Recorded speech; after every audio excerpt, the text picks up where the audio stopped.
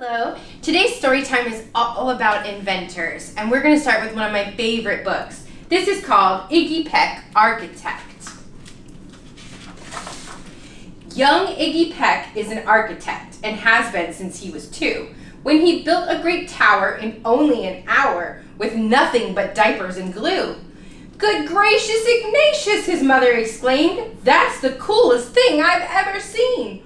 But her smile faded fast as a light wind blew past, and she realized those diapers weren't clean.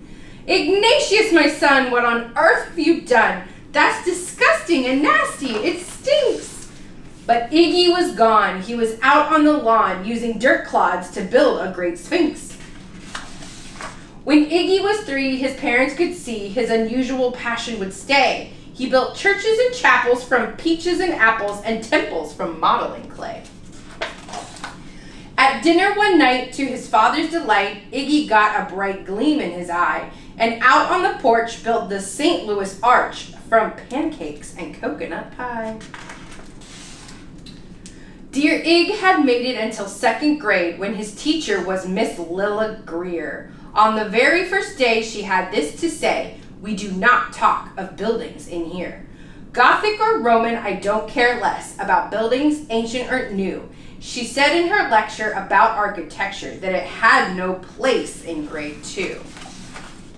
That might seem severe, but she was sincere, for when she was no more than 7, she'd had a great fright at a dizzying height in a building so tall it scraped heaven. On an architect's tour of the 95th floor, young Lilla got lost from the group.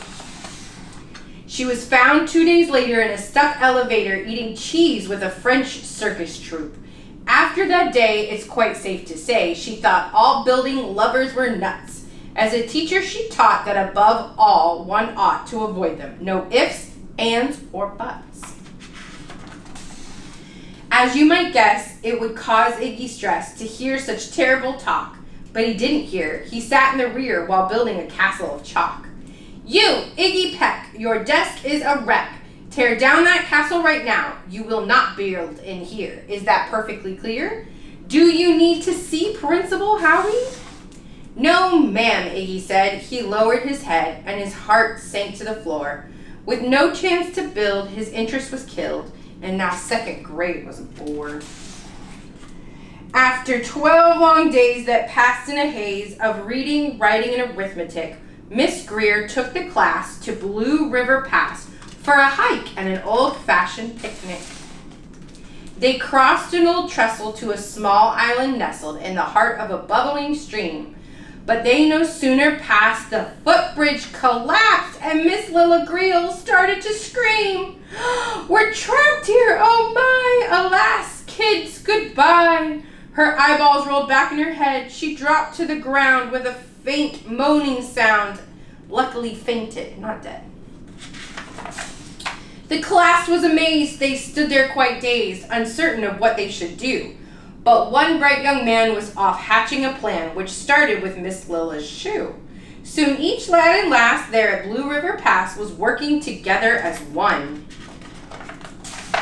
And when she came to, Miss Lilla Greer knew that something quite brave had been done.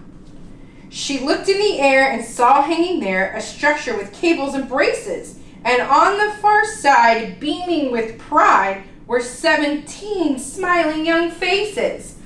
Boots, tree roots and strings, fruit roll-ups and things, some of which one should not mention, were stretched ridge to ridge in a glorious bridge dangling from shoestring suspension.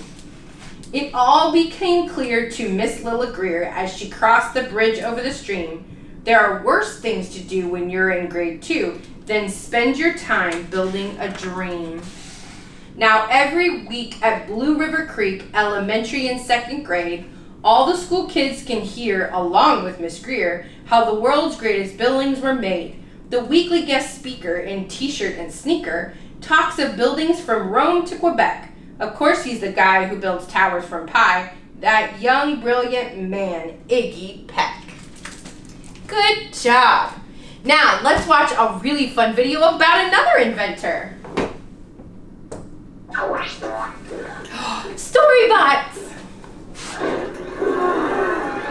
Storybot presents Great Innovators. kings and knights, the book was something rare. It was made by hand for wealthy folk, with lots of gold to spare. Till a clever man named Gutenberg said, "That's a shame indeed. If making books was quick and cheap, then everyone could read." So he launched the secret project in the workshop where he'd hide. And townsfolk often stopped to ask, "What's going on inside?" Well, Gutenberg was hard at work with all his expertise. That's the letter C. He invented little molds to make his metal ABCs. He'd arrange them in a block of type and smear it all with ink. Then press it down on paper. Not as easy as you'd think. For years he toiled and tinkered, till at last he found success. He unveiled his great invention. Look, I've made the printing press. He printed up some school books, which were nice, but just a start. But then he made his famous Bible, which were splendid works of art. Whoa. The printing press soon changed the world. Now everyone had books. Hey, that's us! Not The only library! noblemen, but farmers, maids, and cooks. So today, whenever you enjoy a book or magazine, just remember that it started out with Gutenberg's machine. And more. On to the next book. This is Rosie Revere, Engineer. It looks quite a lot like the last book. This is the story of Rosie Revere, who dreamed of becoming a great engineer. In Lilla Greer's classroom at Blue River Creek, young Rosie sat shyly, not daring to speak. But when no one saw her, she peeked in the trash for treasures to add to her engineer's stash. And late at night, Rosie rolled up her sleeves and built in her hideaway under the eaves. Alone in her attic, the moon high above, dear Rosie made gadgets and gizmos she loved. And when she grew sleepy, she hid her machines far under the bed where they'd never be seen. When Rosie was young, she had not been so shy. She worked with her hair swooping over one eye and made fine inventions for uncles and aunts, a hot dog dispenser, and helium pants. The uncle she loved most was Zookeeper Fred. She made him a hat to keep snakes off his head, from parts of a fan and some cheddar cheese spray, which everyone knows keeps pythons away.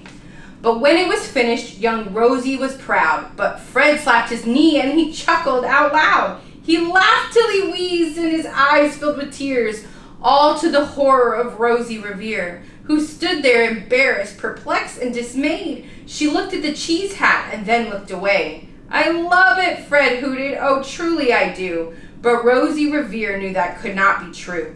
She stuck the cheese hat on the back of her shelf, and after that day, she kept her dreams to herself. And that's how it went until one autumn day, her oldest relation showed up for a stay. Her great-great-aunt Rose was a true dynamo who worked building airplanes a long time ago. She told Rosie tales of the things she had done and goals she had checked off her list one by one. She gave a sad smile as she looked to the sky. "The only thrill left on my list is to fly, but time never lingers as long as it seems. I'll chalk that one up to an old lady's dreams." That night, as Rosie lay wide-eyed in bed, a daring idea crept into her bed. Could she build a gizmo to help her aunt fly? She looked at the cheese hat and said, "No, not I." But questions are tricky, and some hold on tight, and this one kept Rosie awake through the night. So when dawn approached and red streaks lit the sky, young Rosie knew just how to make her aunt fly. She worked and she worked till the day was half gone, then hauled her cheese copter out on the lawn to give her invention a test just to see the ridiculous flop it might turn out to be. Strapped into the cockpit, she flipped on the switch. The Helio cheeseopter sputtered and twitched. It floated a moment and whirled round and round, then froze for a heartbeat and crashed to the ground. Then Rosie heard laughter and turned to see the old woman laughing and slapping her knee. She laughed till she wheezed and her eyes filled with tears, all to the horror of Rosie Revere, who thought, "Oh no, never, not ever again will I try to build something to sputter or spin, or build with a lever, a switch, or a gear, and never will I be a great engineer." She turned around to leave, but then great-great-aunt Rose grabbed hold of young Rosie and pulled her in close and hugged her and kissed her and started to cry. "You did it! Hooray! It's the perfect first try! This great flop is over. It's time for the next." Young Rosie was baffled, embarrassed, and perplexed. I failed, said dear Rosie. It's just made of trash. Didn't you see it? The cheese copter crashed. Yes, said her great aunt. It crashed, that's true. But first it did just what it needed to do. Before it crashed, Rosie, before that, it flew. Your brilliant first flop was a raging success. Come on, let's get busy and on to the next. She handed a notebook to Rosie Revere, who smiled at her aunt as it all became clear. Life might have its failures, but that was not it. The only true failure can come if you quit. They worked till the sun sneaked away to its bed. Aunt Rosie tied her headscarf around Rosie's head and sent her to sleep with a smile ear to ear to dream the bold dreams of a great engineer.